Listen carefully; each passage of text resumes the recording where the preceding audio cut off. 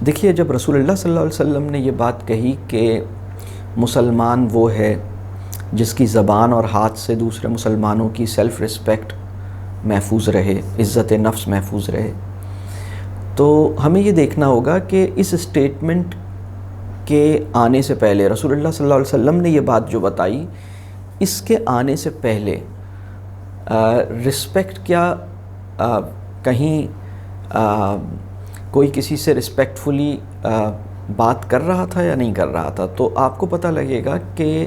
لوگ جو ہیں وہ اپنے سے زیادہ طاقتور اور اپنے سے جو بڑے ہیں اور اپنے سے جو پوزیشن میں اوپر ہیں ان کی رسپیکٹ لوگ کر ہی رہے تھے۔ مطلب ایسا نہیں ہو رہا تھا کہ پیسے والوں کی رسپیکٹ نہیں ہو رہی ہو، پوزیشن والوں کی رسپیکٹ نہیں ہو رہی ہو، پاور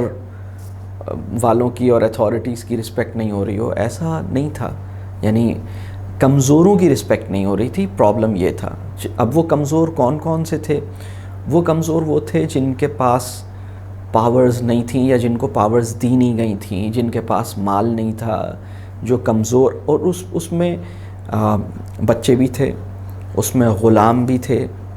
اس میں بوڑھے بھی تھے، اس میں سوسائٹی میں عورتوں کے ساتھ بھی بڑا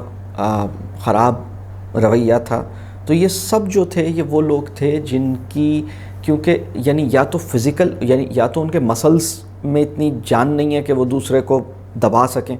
یا ان کے پاس اتنا پیسہ نہیں ہے، یا ان کی پوزیشن نہیں ہے، یا ان کا اسٹیٹس نہیں ہے۔ تو یہ تمام وہ لوگ ہیں جن کو ہم کہہ سکتے ہیں کہ ان کے ساتھ سوسائٹی بڑا خراب برے انداز سے ٹریٹمنٹ کر رہی تھی۔ تو یہ تمام لوگوں کے لیے رسول اللہ صلی اللہ علیہ وسلم یہ جو بات ہے کہ آپ کی زبان اور ہاتھ سے دوسرے مسلمان کی عزت نفس محفوظ رہے، تو اس میں اصل چیلنج تو کمزور یا آپ سے جو چھوٹے ہیں یا آپ سے جو کم ہیں یا آپ سے جو نیچے ہیں، اور بوڑھے والدین بھی اسی کیٹیگری میں آ جاتے ہیں، کیونکہ بوڑھے والدین جب والدین بوڑھے ہو جاتے ہیں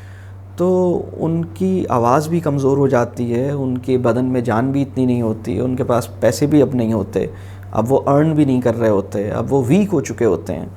تو ان کو رسپیکٹ دینا یہ ایک کام ہوتا ہے۔ تو بچوں کے ساتھ ہوا کیا ہے، میں اس رسپیکٹ کے ایشو کے اوپر جب میں غور کرتا ہوں تو مسئلہ کیا ہوا ہے۔ ہمارے پاس بہت سے لوگ اس کورس سے گزرتے ہیں اور انہیں یہ بات سمجھ آتی ہے کہ اچھا انکنڈیشنل رسپیکٹ دینی ہے، اور وہ انکنڈیشنل رسپیکٹ دینے کی کوشش بھی کرتے ہیں، ٹھیک ہے، لیکن یہ کوشش ان کا مزاج نہیں بنتی۔ یہ کوشش وہ جب اپنے آپ پہ چیک رکھتے ہیں تو رسپیکٹ ہو رہی ہوتی ہے،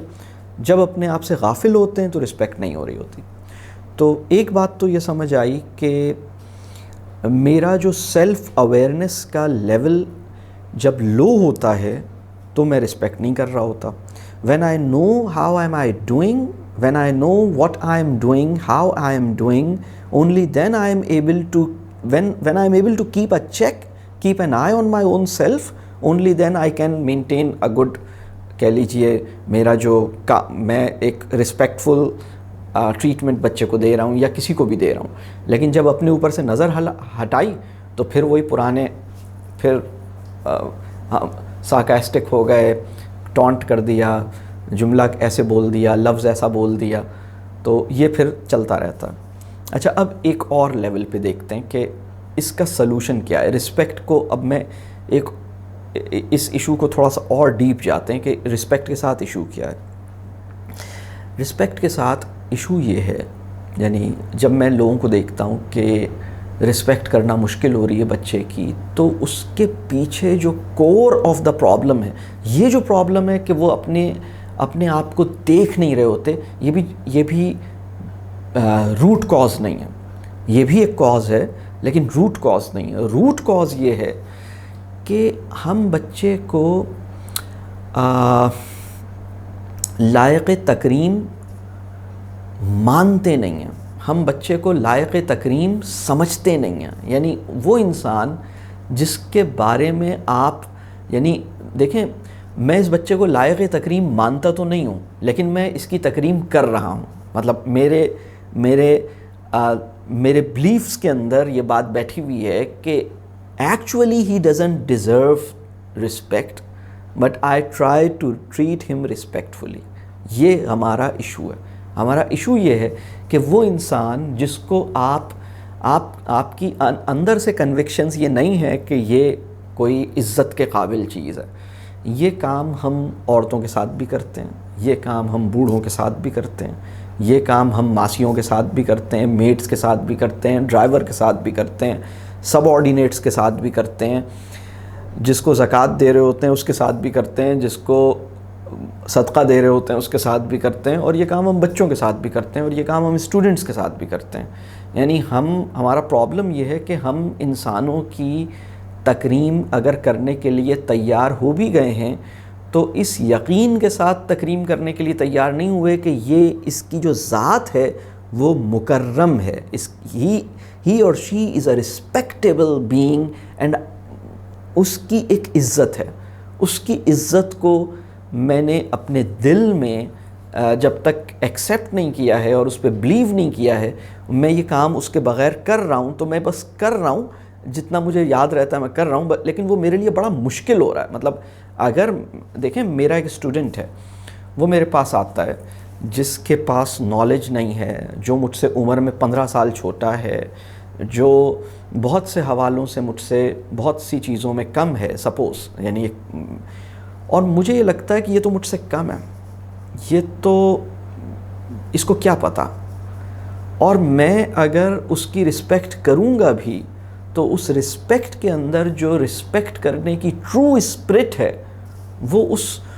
اس سے محروم ہوگا. میں ایکچولی اصل میں پتہ ہے مسئلہ کیا ہے, ہم میں سے بہت سے لوگ رسپیکٹ نہیں کرتے, ہم میں سے بہت سے لوگ رسپیکٹ کرنے کی ایکٹنگ کرتے ہیں.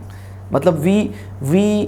act as if we are respecting the other person. We do not respect the other person since we do not believe in it, since we do not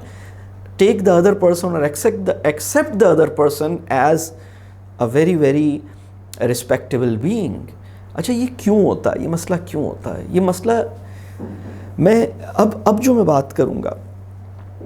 کہ اس قابل ہونے کے لیے کہ آپ دوسرے انسان کی رسپیکٹ کرنا آپ کا ڈیفالٹ بن جائے, آپ اپنے مزاج میں, اپنے لہجے میں, اپنی باڈی لینگویج میں کسی بھی انسان کے لیے ڈس رسپیکٹفل نہ ہو, کسی بھی انسان کے لیے ڈس رسپیکٹفل نہ ہو, یعنی کسی بھی انسان کے لیے. تو یہ اچیو کرنے کے لیے اپنے اندر کام کرنا پڑتا ہے. یہ جو کبر ہوتا ہے نا, کبر, آپ نے اس کو آپ یوں سمجھ لیجئے کہ آپ نے کبھی آپ کھانا پکاتے ہیں کسی برتن میں, اور پھر آپ اسے وہ خالی کر لیتے ہیں, وہ سب آپ نکال لیتے ہیں, اور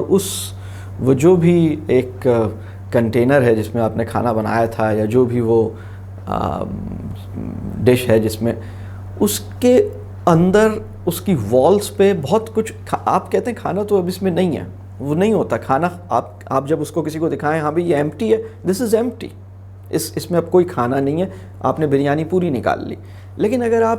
غور سے دیکھیں تو اس کی والز کے اوپر